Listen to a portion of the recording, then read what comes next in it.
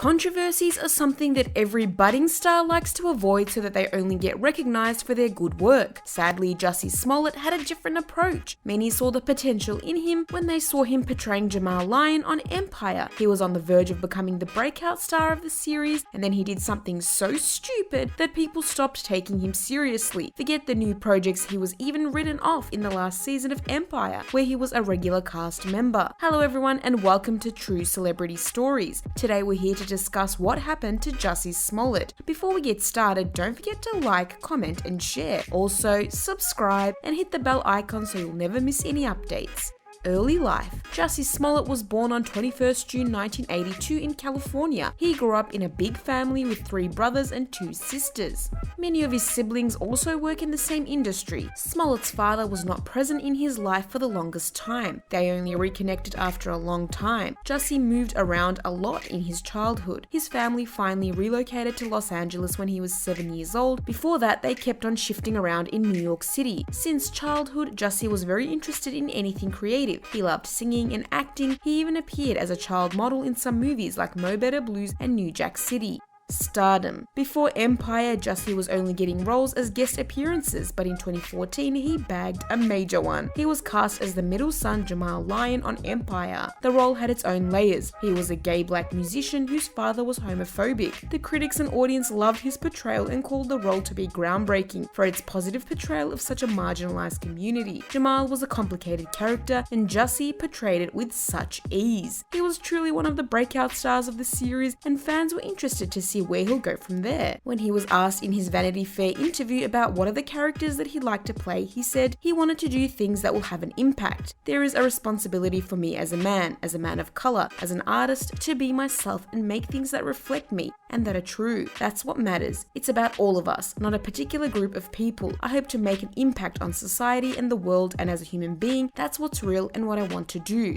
A big revelation. In 2015, Jussie came on Ellen DeGeneres' show and finally revealed after as much speculated he was indeed gay. He told Ellen that he told his parents when he was 19 and they've been nothing but supportive of him. It was really important to me to make sure that it got across that there is no closet. There's never been a closet that I've been in. I don't have a closet, but I have a home and that is my responsibility to protect that home. So that's why I choose not to talk about my personal life. But there is, without a doubt, no closet that I've ever been in, and I just wanted to make that clear. While talking to Candy Burruss on her show Candy Coated Nights, Jussie told that he had previously dated women also, and even those relationships were serious. He wasn't using them as a cover. Furthermore, he stated that even somewhere down the road he can fall in love with a woman as well. He has not closed that door completely. From him, it's about his feelings towards the other person rather than the gender of the other person. For the longest time, he didn't talk about his personal life, and today he's only said that 3 words which people wanted to hear from him. Even with this announcement, he's clearly given a disclaimer that he doesn't like to put himself in a box, so people shouldn't either. I'm not willing to confirm or deny anything. I live my life. If someone is looking for a box to put me in, that's not gonna happen, he said. I live my life, and if you really want to know about me, just watch, because I don't hide anything. I just don't choose to talk about my personal life.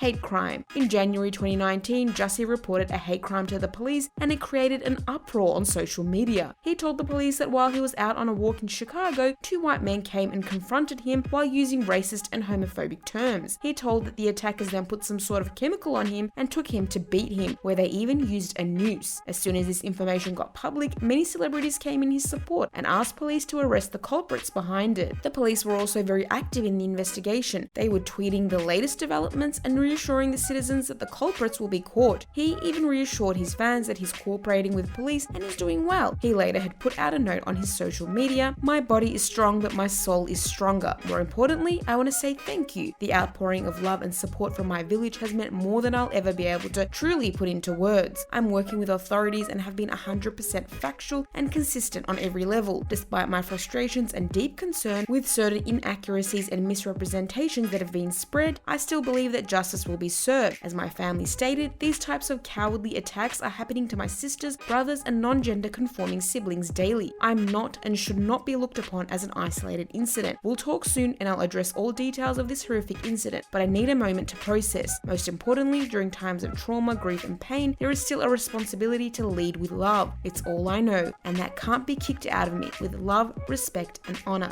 Jussie had said that the attackers were wearing MAGA hats. It was a slogan used by Trump, meaning Make America Great Again. This also played into the political climate the country was facing at the time. There was a constant war between Democrats and Republicans. Jussie even claimed that he still felt he was not getting enough support for what he went through and challenged if he had said that the attackers were Muslim, Mexican, or black. Then he would have gotten an overwhelming response and the news channels would have also been more interested in his story, the true story behind hate crime. The whole January, fans saw Jussie as the ultimate victim and he got nothing but support from everyone he knew. The production team on his channel was being extra considerate and the fans wanted nothing but the best for him. It was all going well until the police asked Smollett to give them his phone. He denied their request by saying there are many private pictures, videos, messages, and even some unreleased songs on the phone. Soon after this, the detectives also came with information that didn't mirror the incidents that Smollett was stating. There were then some claims by the eyewitnesses who also told police that Jussie's version was not the real version. In February 2019, the Chicago police tweeted that Smollett is now being investigated for reporting a fake hate crime. They were now investigating him for his misconduct. Earlier, the people who supported him felt betrayed by this, and those who he tried to malign came in full action. Even President Trump tweeted, "What about MAGA and the tens of millions of people you insulted with your racist and dangerous comment?" With this new development, even the Chicago mayor was involved and the legal department of the city was preparing a case against him. Soon it came to light that he had hired the two brothers for $3,500 and wanted to take advantage of people's emotions while gaining sympathy as a gay black man. There was even an angle that suggested that Smollett felt he was being paid less and wanted more, so to create his worth, he staged all of this so people would support him. This angle came from the fact that he had sent himself a hate letter at work so that he could act in front of his whole team. The police insisted that all of these things were interconnected and he had been staging hate crimes long before the one that made him caught red-handed. After this revelation, he got suspended from Empire and Fox Studios wanted nothing to do with him. He was fighting a vicious case and day by day the evidence against him was only mounting high. The Osundero brother whom he had hired to attack him later told that they regretted ever agreeing to this. On March 27th, Jussie was cleared of all the charges in the police report that he had initiated. Everyone congratulated him and even the team of his show said that he maintained his dignity through silence.